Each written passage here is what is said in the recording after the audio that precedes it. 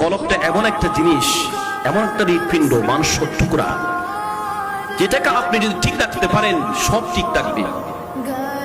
সে কলব এমন একটা কলব, জুতা যদি ময়লা হয়ে যায়, জুতা পরিষ্কার করার জন্য কিসের প্রয়োজন হয়?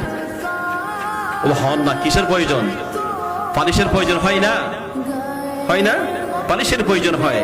তেমনি ভাবে কলবকে যদি আপনার পরিষ্কার করতে হয়, আর কলবের পরিষ্কারের কাপড় পরিষ্কার করতে হয়, আপনি কলবের পরিষ্কার করার মাধ্যম হলো আল্লাহ জিকির।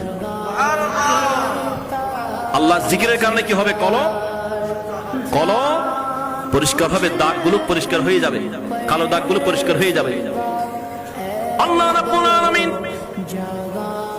তেমনি ভাবে মাহে রমজানকে সম্মান ইজ্জত দেখালেন এক আল্লাহওয়ালা বুজুর্গ।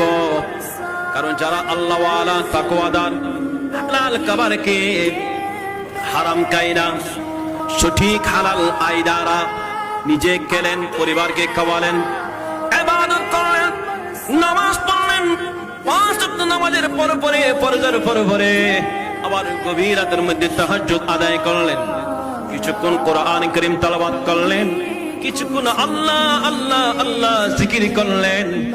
এগুলো করার কারণে তার অন্ধ কলবটা মৃত্যু কলব থেকে জিন্দা হয়ে গেল, জীবিত হয়ে গেল, কলবটা নূর হয়ে গেল।